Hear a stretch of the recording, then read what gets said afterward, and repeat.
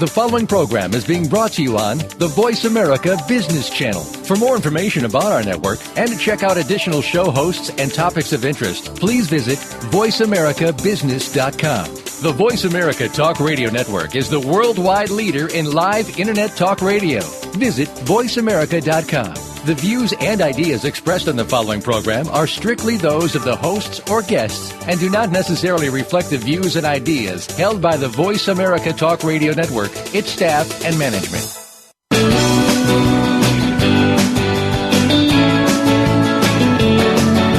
In the past few years, we've heard the term free agents and been told we would all need to become one in order to succeed. The recent economic structures have helped to promote this concept as reality. Where do we get the tools to take control of our career path in the present and future? Welcome to The Career Confidant with your host, Marie Zimenoff. Marie and her guest experts are here to provide you with the tools you need to move forward and achieve your career goals. Now, here is Marie Zimenoff. Welcome to The Career Confidant, and thank you for tuning in today. If you've been listening, you know that we've had just a wide breadth and depth of information here on the Career Confidant for you. And this is your host for the Career Confidant, Marie Zimenoff. Today we are going to be talking about the trends in career management, job search, interviewing, hiring that you need to know. So we're going to be talking about some of these trends that might be surprising. I'm guessing some things that you haven't heard before, and some things that maybe you have heard before, but you just really need to hear again. So about, I think in early January, we talked through some of the trends that I had heard as a part of the Global Career Brainstorming Day held by the Career Thought Leaders Consortium. I participated in that day in middle of November of 2014, and it was a great opportunity to bring together career professionals for me in person in Denver, Colorado, and people around the world. These events were held in the UK. I think in Sweden there was an event, and then all around the US, to pull together career professionals and brainstorm about what's going on in the careers space. And so that information was something that I was just sharing with you based on what I had learned from the Denver event. But it turns out that all this great information, of course, came from the groups around the world. And now the white paper is out from the Career Thought Leaders of all of the information gathered in this event. Now, it's 41 pages. You're more than welcome to go and download it yourself off of the careerthoughtleaders.com/white paper. But I thought I would help you out by pulling some pieces out of that paper that really speak to the things that I think you need to know. Some of them surprised me, and some of them are just maybe contrary to what I hear job seekers, career professionals who are looking to make a change talk about on a daily basis as I'm working with individuals. So, here we go. So we're going to start with some items around career marketing. I don't want to talk too much about that because I feel like we've talked about that a lot in the last few weeks. But one of these things that really stood out to me is that snail mail has not disappeared. It is the anti-trend, right? As the world moves in this more and more technology trend, there is naturally this anti-trend, as described to me by my good friend Rich Feller, and makes so much sense, right? That there's always going to be your contrarians, but there's also always going to be opportunity created by a trend, opportunity to catch attention, in this case, by doing something different than everybody else is doing it. So snail mail offers us the opportunity to do that, right? When everybody's online and everything's online and people have lost that touch snail mail offers you the opportunity to do something different.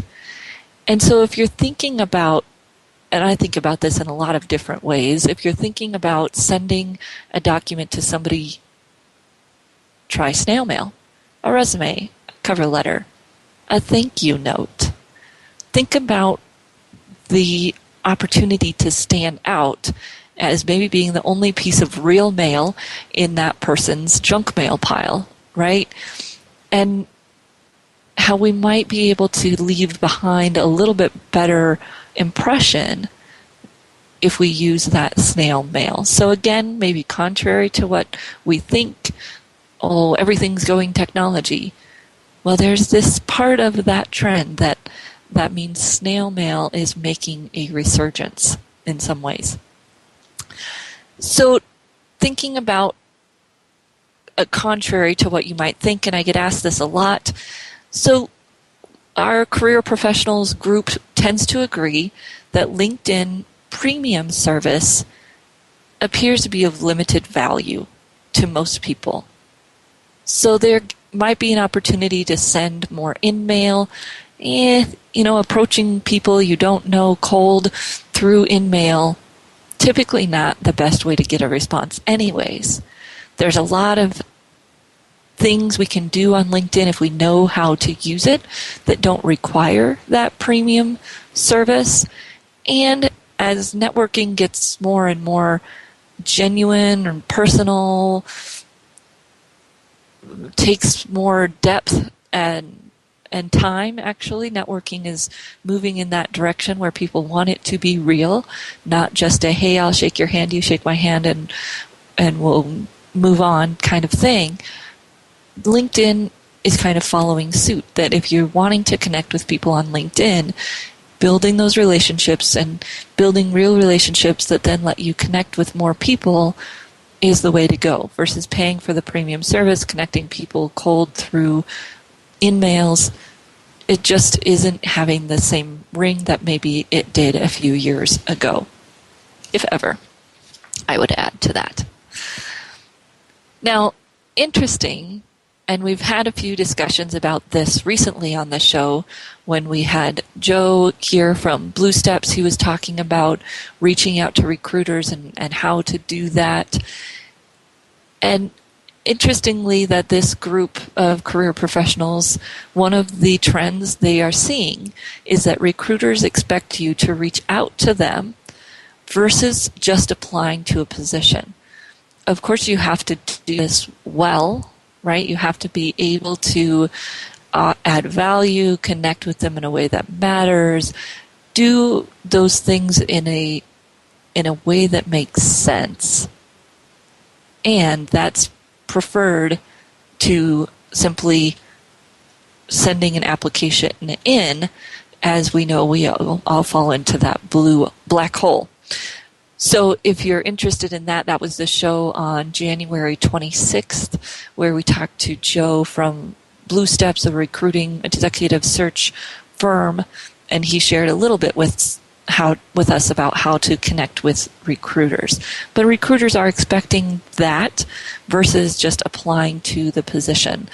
And of course, if we're using LinkedIn or social media, they're expecting that we've built some relationships towards them, that we have a connection of some kind that's mutual before we make that connection.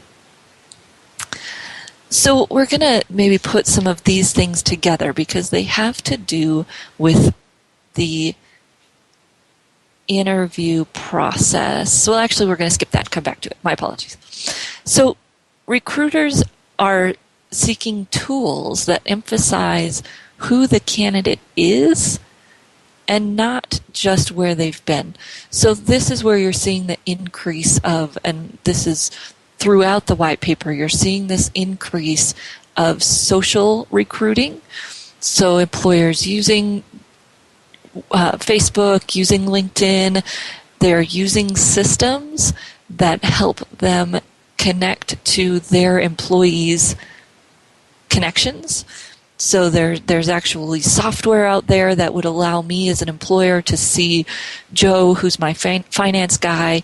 There's a software that would let me see all of his LinkedIn connections, Twitter connections, go through those, of course, searching, right? I'm not actually picking through those, but use a search function that would go through those contacts and pull out the ones that are somewhat relevant to a position I might be hiring.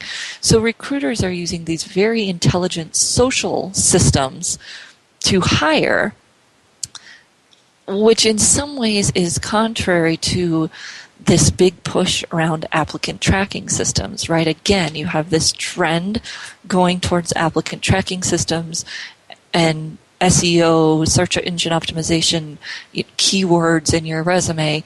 And then you have the anti-trend, which is companies going completely social and doing all proactive type of recruiting versus sorting resumes that came in through an applicant tracking system. So depending on what types of companies you're looking at, you need to do a little bit of research and understand which trend line they're on, right? Are they big ATS users, applicant tracking system users, and I better make sure my resume is full of keywords? Or are they social recruiters, and do I need to make sure I'm active on social media? And of course, we may have to do a little bit of both, depending on the types of employers that we are targeting. This movement towards technology in one way or the other is in some ways taking recruiting in a new direction.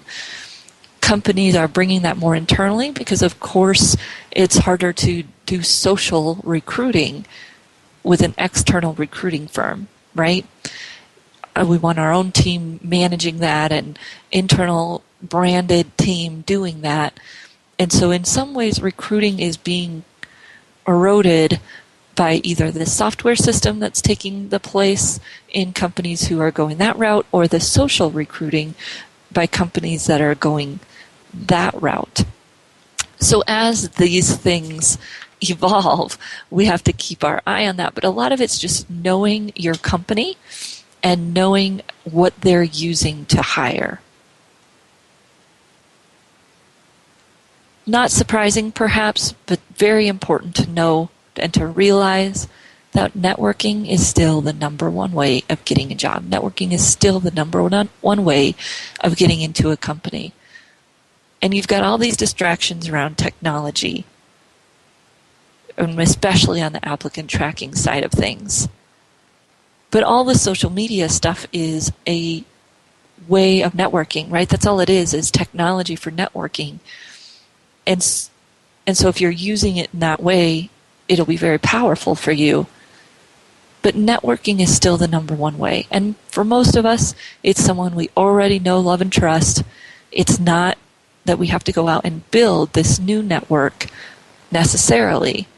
It's figuring out how to access the network that already exists for us.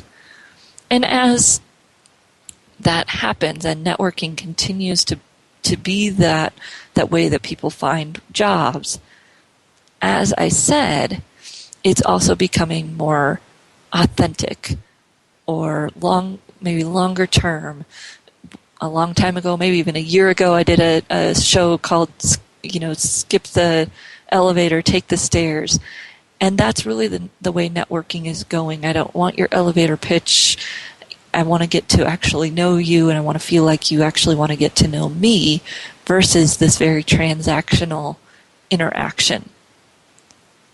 Because of that, even if we're employed, and maybe when we're employed we have the opportunity to do this, is to do that networking in a long-term way, to have a good, strong brand, to know how to share that brand with others in a way that builds it consistently and has constancy in terms of that we're always interacting with people in the same manner, in a way that supports the same brand. So just one more thought here on the job-seeking side. The big job boards are starting to get less and less, and they have been for the last 5 years, perhaps less and less effective. The increase is happening in the niche market. And so find your niche. Don't be afraid to focus. If you're going to be using those job boards, the niche ones are going to be the most effective for you. So when we come back from our break, we're going to talk about trends in the interviewing and hiring space. We'll be back in just a few minutes.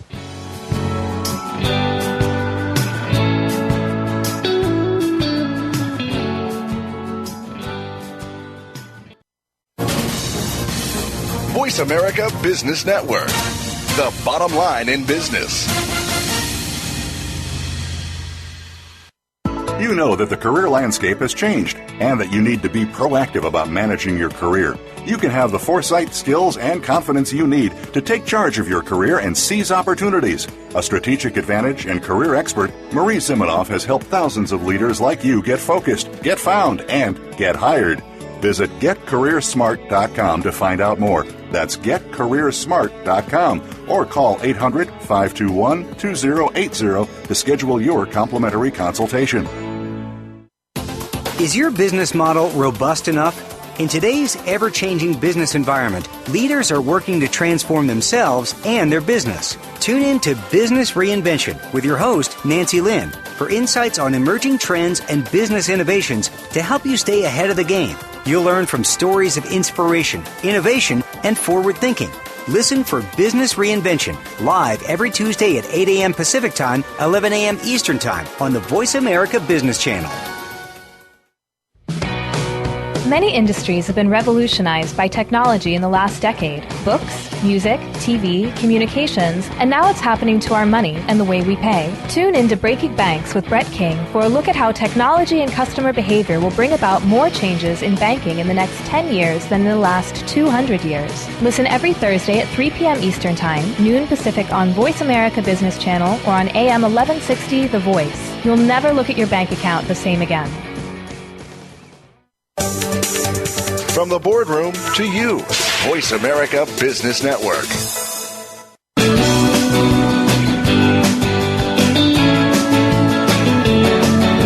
You are tuned in to The Career Confidante with Marie Zimenoff. If you have a question or comment for Marie or her guest today, please call 1-866-472-5790. That's 1-866-472-5790. You may also send an email to marie@astrategicadvantage.com. Now, back to The Career Confidante. Welcome back to The Career Confidante, and today I am sharing with you some of the most surprising or most need-to-know pieces of information that I've found digging through 41 pages of white paper from the Career Thought Leaders Global Career Brainstorming Day. So this is a day where career professionals around the world get together and talk about what they see in terms of the new and what's coming next, which of course is always hard to predict, but some of the things that they see coming down the pipeline. So we've talked a little bit about some of the job search, more resume and job search site information, and really thought about that is changing. It's becoming more niched. It's becoming more driven socially. So recruiters are looking at how they can incorporate social media into their systems. And then also that there's this move towards increasing use of big data and applicant tracking systems. I want to talk a little bit about interviewing, because interviewing is changing in a way that might surprise you. And it may catch you off guard, and your first thought may be, oh, these companies are trying to steal my secrets or get information from me for free. But what I see happening in the interviewing world, and one of our career professionals from somewhere around the world captured it very well, is that HR professionals, interviewers, recruiters are really trying to match a company's interests and the candidate's interests better. So they're not just worried about skill fit. They're worried about personality fit and long-term goal fit and culture fit. It's just deeper. They're looking deeper because they've realized, of course, that helps them have better retention. So they're doing some of that on the front end, which probably means you can expect some things that you weren't seeing in interviews that maybe you're not used to. One of those being that more employers are asking for a 30, 60, 90-day plan. So when you interview, they're asking you, what would you do in the first 30 days? What would you do in the first 60 days, 90 days? And they're looking for you to actually bring a plan. One of the things that I would say is that you want to make sure you understand your position, who it collaborates with, and those are questions you might want to ask in a first interview. Most likely that 30, 60, 90-day plan is going to be part of a second or third interview. And yes, hiring processes has gotten longer. And so asking good questions in your first interview to understand who you interact with, who you report to, what the structure looks like will help you in developing that plan and realizing that part of that plan should be understanding who you would connect with, learn from, interview, if you will, to understand what your goals, objectives, and key points are throughout the next phase of the job, right? That approach will help you feel collaborative, all of those things that Wayne Mitchell talked about when we spoke with him about interviewing. It's that collaborative approach. And remember that when you're doing that 30, 60, 90-day plan, then don't get caught off guard by it because it is coming, it is growing in popularity. The other thing that's changing in our interviews, in addition to them becoming more extensive, meaning more interviews in the process, is that you might be and most likely will be expected to give some kind of demonstration. So if you're in marketing or sales, you could expect to have to give a sales demonstration or a marketing presentation in your interview. Lots of times they'll tell you up front, you'll get to prepare, all of those good things. And we talked about this last week, maybe or 2 weeks ago, if you're at that more executive level, that whiteboarding piece might come in where you're expected to kind of more on the spot get up and problem solve a problem visually on the whiteboard in your interview. So it's thinking about, for your type of position, what skills test, if you will, might make sense. If you're in administration, they might have some kind of test put together where you have to manipulate a Word document or enter in data.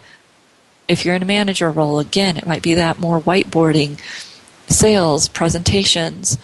It's been common in academia for quite a while that if you're going into student services position, you have to give a presentation as if you would give it to students. So it provides you with that opportunity to demonstrate your skill versus just telling us stories about it. Interesting to me that many employers still prefer the phone interview as opposed to going to Skype or some of those things. They may go to Skype for a second or third interview, but that first interview still predominantly by phone. Next thing just to watch out for in terms of the interview process is that a lot of companies are asking you to answer questions on paper before the interview, and those behavioral interview question answers, like tell me about a time you solved a problem or tell me about a time you had to market a product, those are going through the applicant tracking systems. Obviously, these are the companies that are applicant tracking system happy, but if you know you're applying to especially larger organizations, you can expect that they have that technology and they're going to use it in these ways.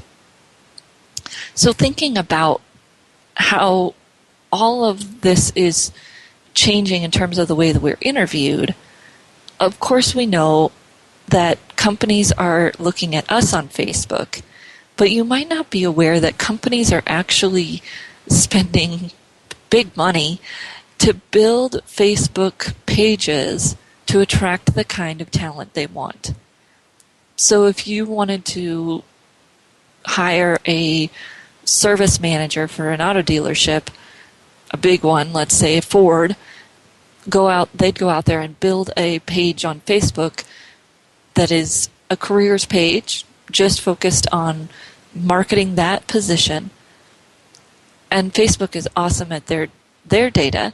So as a business owner, an employer, a big company, I can create a Facebook page to attract those people and then pay to market it very, very well in terms of the analytics and how that is sparsed. So if you're not on Facebook for your job search, be aware that there still might be those opportunities for you to find pages like that a company has set up there and interact with them in some way, which of course might require you to join Facebook. But if your companies are there, it might make sense for you to do that. If your companies aren't there, of course it might not make sense. So thinking about all of this changing and hiring, some things are still staying the same. As we talked about, networking is still the number one way to find a job. And companies, employers, are still using some of the same methods, but that's starting to change. And as we said, job boards are becoming less and less effective. And in that vein, and this has been around for a long time, since the days of free agent nation, and that's part of the reason I started this show, right? But there's this huge move for contracting. I think the data is by 2020, 25% of us or more will be contractors. So that means that employers will start to do things differently, and I wouldn't want this to catch you off guard. One, they might want to hire you as a contractor. Don't let that scare you away from the job, right? There's a lot of opportunities now to do something different if that's the way they want to hire you. Two is to not be surprised even if they're hiring you as an employee, they might have an exit strategy that they're sharing with you. That this is how we lay people off, these are the services that we offer, this is the standard package that we offer when we do those things. Not as many companies are doing that as I think actually should, because it sets the right expectation, right? This is not a forever marriage. And both parties are aware of that going in, but sometimes we like to pretend that it is, makes us feel good, until it's time for us to break up, and then it's like we're being caught off guard. So some companies are starting to create this, that when they hire you, they also say this is how we do our exits. Don't get caught off guard. I hope more companies will start to do it, actually, because it's a great practice in terms of setting expectations in reality versus having some idea that it's going to be an ongoing forever marriage, if you will. So switching back a little bit to individuals instead of companies, the idea of branding and personal branding is exploding. And we've talked about this a little bit, so I'm just going to throw out a few nuggets that seemed new as I went through this white paper, and I'll leave you on a little cliffhanger there. We'll be back in just a few minutes to go through what are the surprising trends in branding. We'll be back in just a few minutes.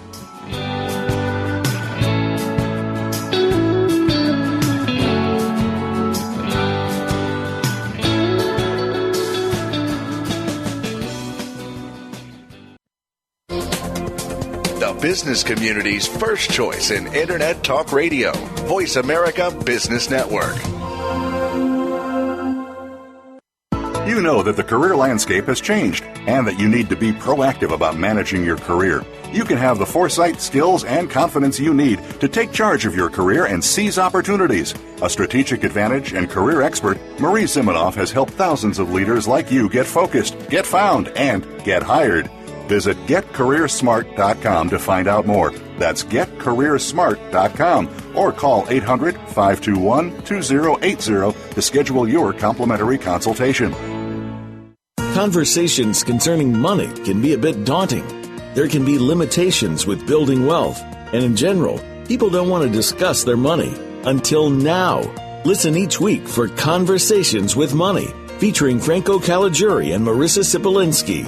Our guests make money the conversation piece, how to build and maintain wealth, working with charities, and money and family members.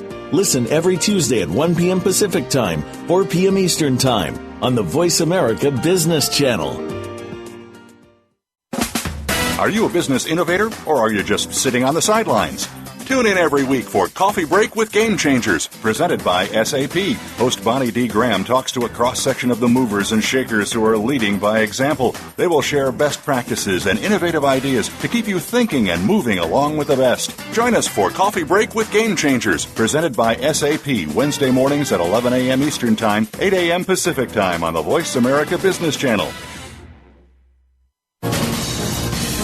Voice America Business Network, the bottom line in business.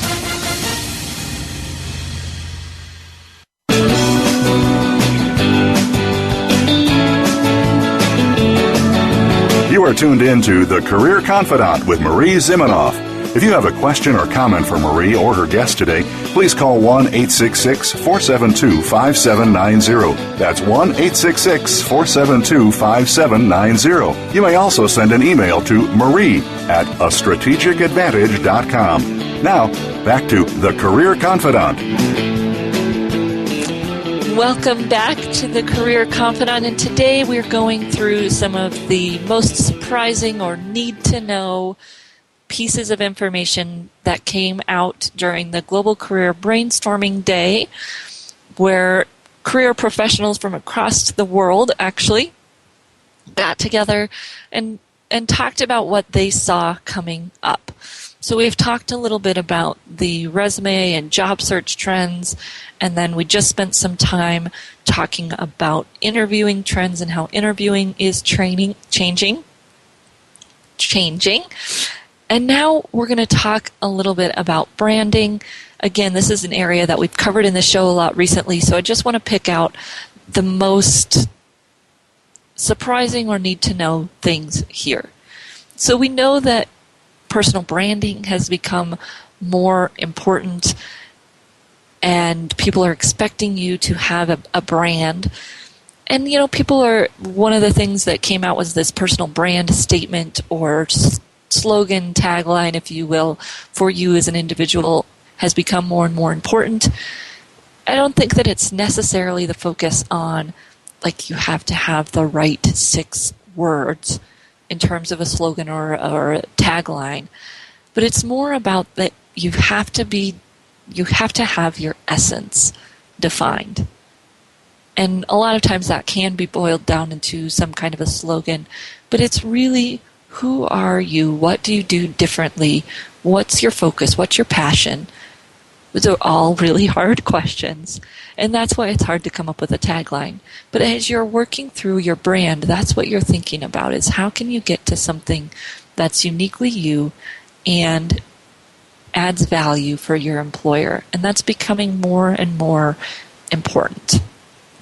Even today, on a session with some folks talking about branding, they're talking about this recommendations on LinkedIn, right? And if someone gives you a recommendation on LinkedIn, that you need to make sure it leads with something powerful that's in line with that brand.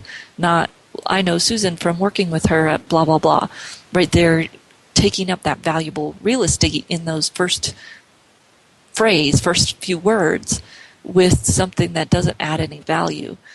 So, at the end, LinkedIn will say, what are the 3 or 4 words that best describe that person? Get your recommenders to put that at the top, right? Those 3, 4, 5 words. Then, after working with Susan at blah, blah, blah, this is what I've come to know about her. So it's flipping that so that the key information is always on top.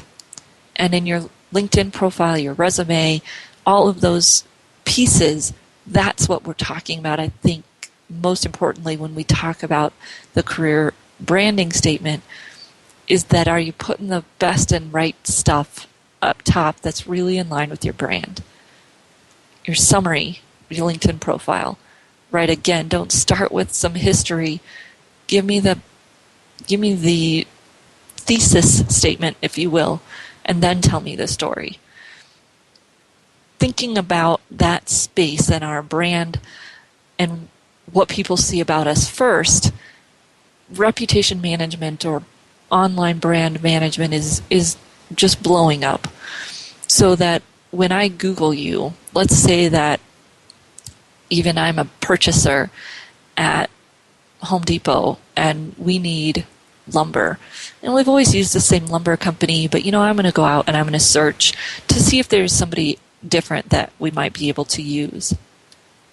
I'm going to go to the companies, maybe look at some companies. Most likely I'll find some of those companies through or on LinkedIn. And then I'm probably going to Google the leaders. What do people say about them? Have they been in the news? And unfortunately, and fortunately, I guess, what is up there is going to play at least a 9th into my decision. So research shows that people look at about 9 different sources before they decide to make a decision on buying something, working with someone. And so that what I find on Google, what shows up at the top on Google, really is at least a 9th of that decision-making factor. And if you don't have anything that shows up for you, one, I might just find other people, so I'm questioning, this person doesn't really seem like a big leader. They're not even findable, right, on LinkedIn. Or 2, it might be negative stuff. Might be negative stuff about somebody else with your same name. So there's all these factors that go into reputation management. And what do people find when they Google you?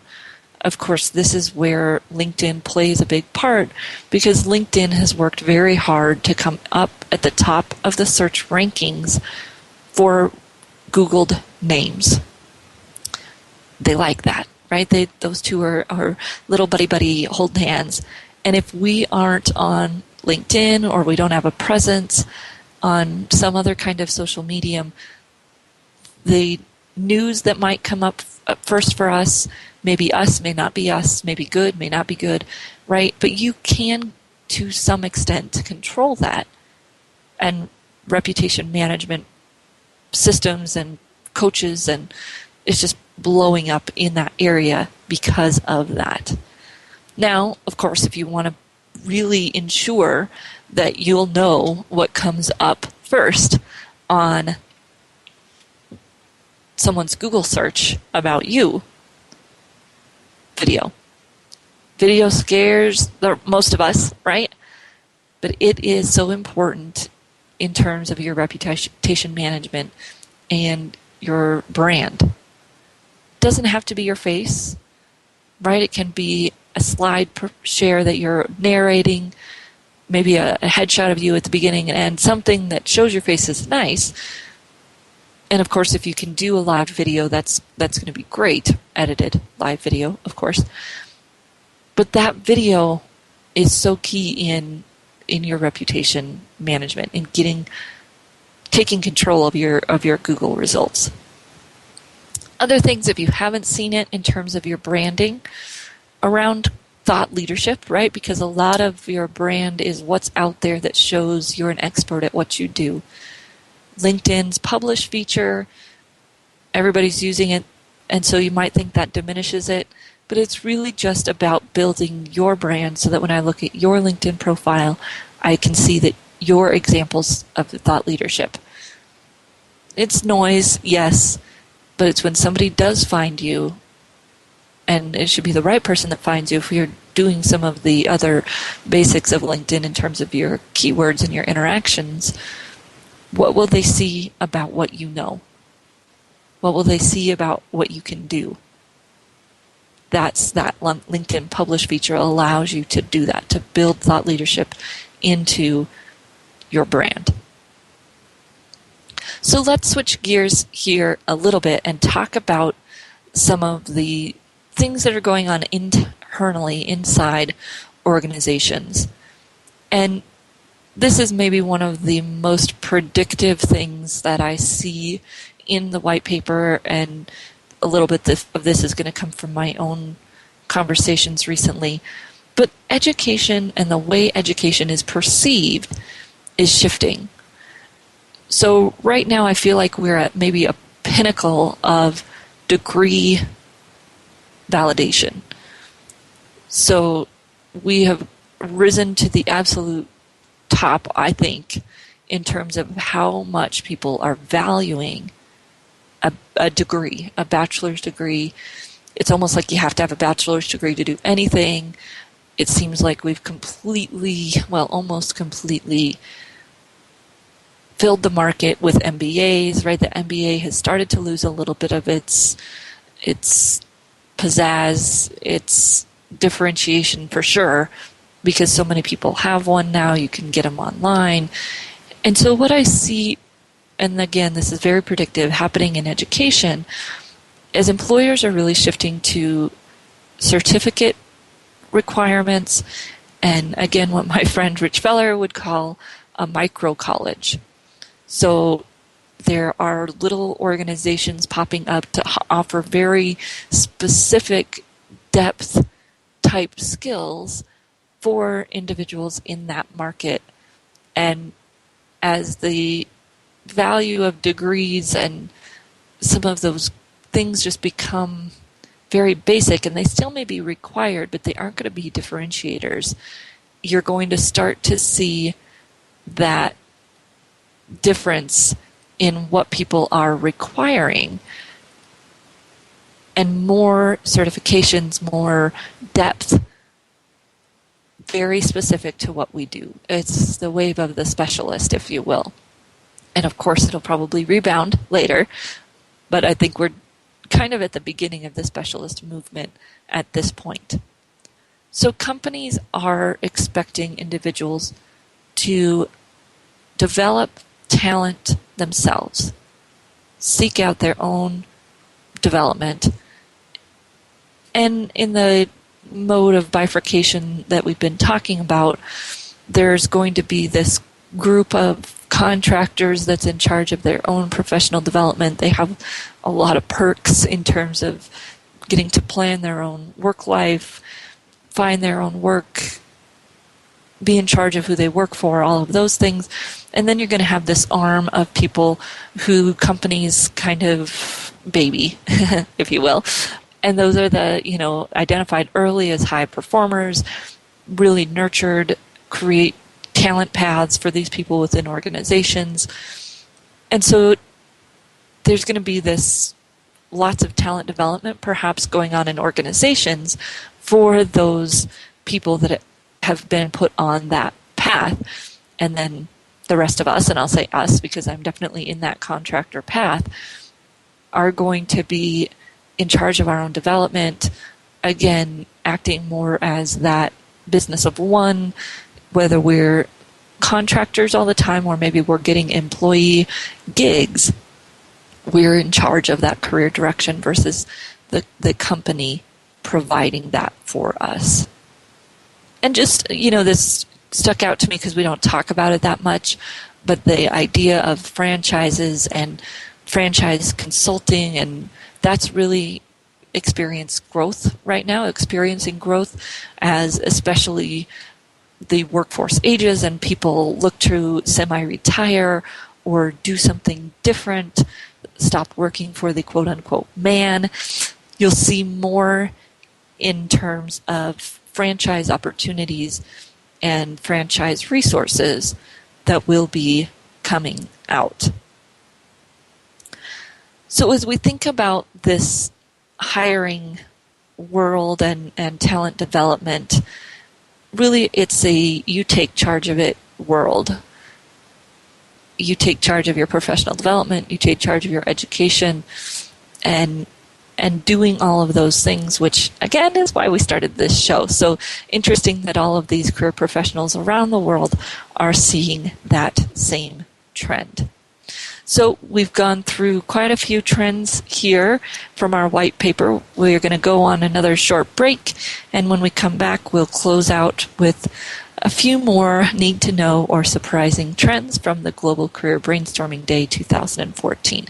Be right back in just a few minutes.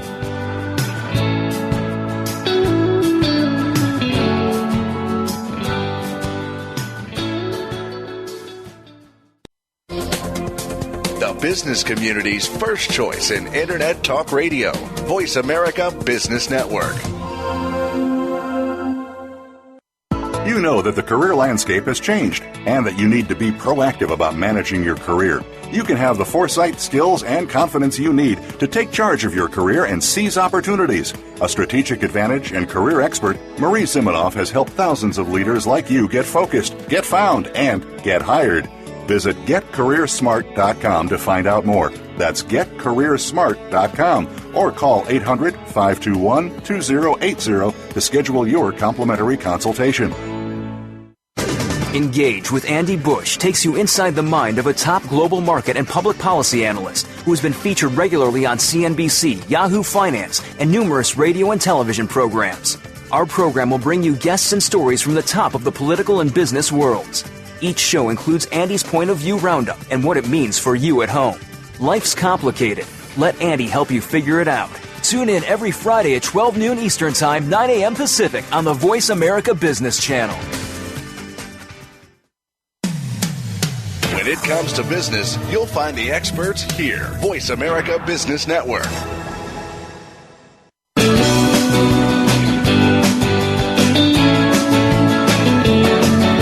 You are tuned in to The Career Confidant with Marie Zimenoff. If you have a question or comment for Marie or her guest today, please call 1-866-472-5790. That's 1-866-472-5790. You may also send an email to marie@astrategicadvantage.com. Now, back to The Career Confidant.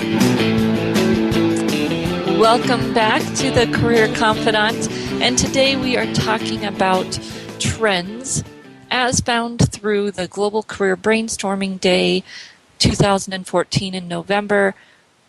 Career professionals all over the world coming together to look at where are things going. So we've talked about resumes, job search, interviewing, hiring, and a little bit about branding. And now we've started talking a little bit about internal company career management, how that's changing.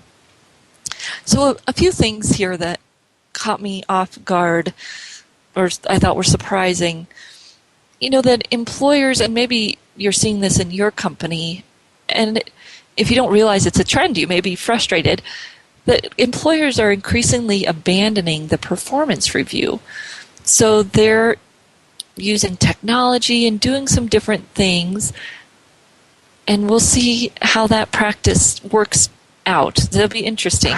But if you're seeing that in your company and thinking, you know, boy, it's interesting that we're not doing this anymore, well, it's actually a trend growing within the international world, so it'll be interesting to see where that goes. So thinking about your job and how you interact with others, interestingly enough, texting is overtaking email as a productivity tool. So if you're interacting with a coach especially, but even with your boss, it may be interesting to see how text starts to work its way into your interactions. And of course, at younger companies, we might expect that to move more quickly, but it seems to be catching on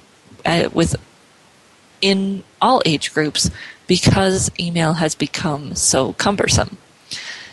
So some of the other things in terms of changing in the workforce and diversity in the workforce, and I know lots of you will love this, that shorter periods of employment are becoming more acceptable. Well, of course, because it's becoming more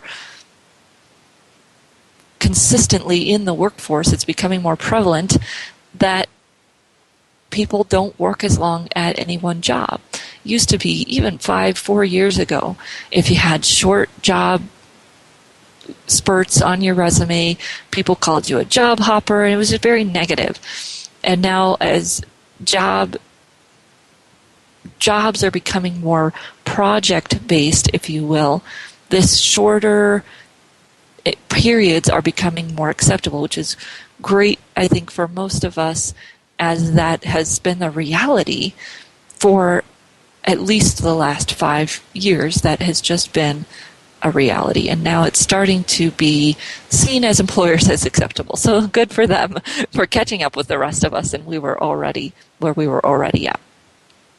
So the other thing I think you as an employee, job seeker, might want to realize has changed is some language.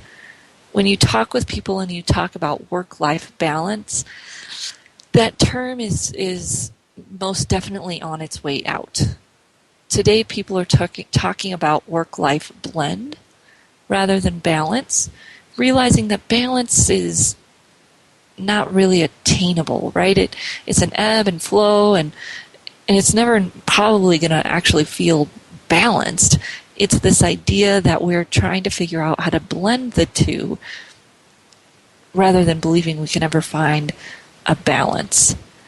And part of that is coming because there is this push for doing more with less, and as that push has continued to happen, people have realized that if we provide flexibility, then we can actually maybe expect more because we're providing these flexibility points or structures that allow blending versus a search for balance. So this might not necessarily be surprising, but again, I think really important to realize that the definition of old is changing. And people that come into my office and they talk about, thinking they're experiencing age discrimination, and a lot of them I just think, you're not old enough for that. Look at AARP, right? AARP has totally rebranded. Check out Life Reimagined. It's this idea of there's so much more work to be done after you're 50, and they've changed their branding, they've changed their approach, and I think, yes, there is still going to be some age discrimination, but that is changing fairly quickly, especially with the fact that it's just not possible for a company to not hire people of that age group. There's not enough talent to fill those positions. There just isn't. Us millennial group we're big and we're getting there, but we're inexperienced. Except for maybe the old ones who can barely call themselves millennials like me, right? We're not experienced. So yes, there are your 28 to 33-year-old whiz kids. There are not very many of them, right? Most of us are working up the path just like you did. And if a company's wanting somebody who's experienced, they're going to have to hire somebody who's over 40. That's just the way it works. So be aware of that, watch for it, and use it to help you reframe how you think about your age, because that's what's probably most important. So thinking about how this workplace is changing and professions are changing at just a huge rate, right? Professions that didn't exist, job titles that didn't exist, and it gives us this opportunity.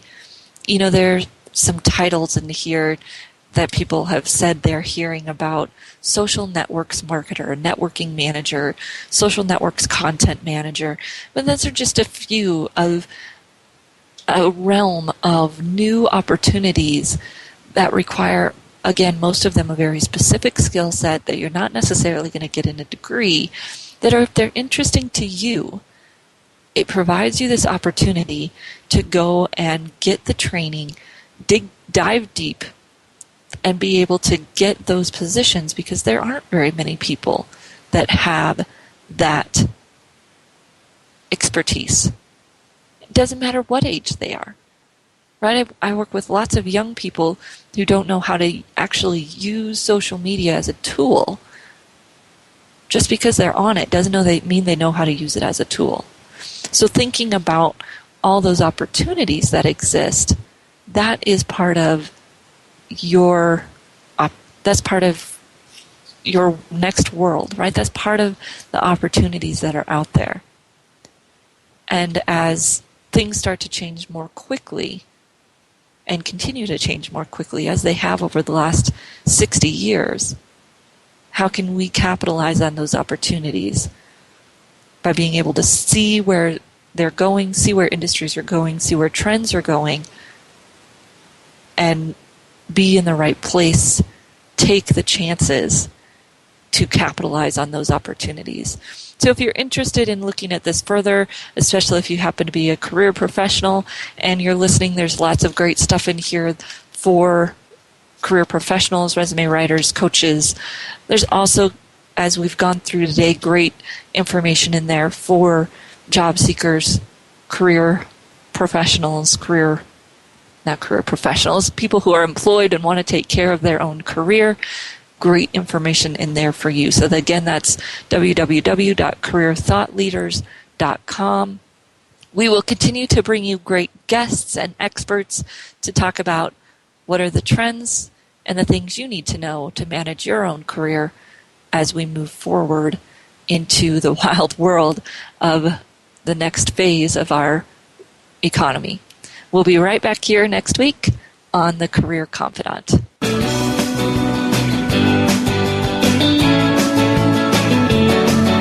Thank you for listening to The Career Confidant.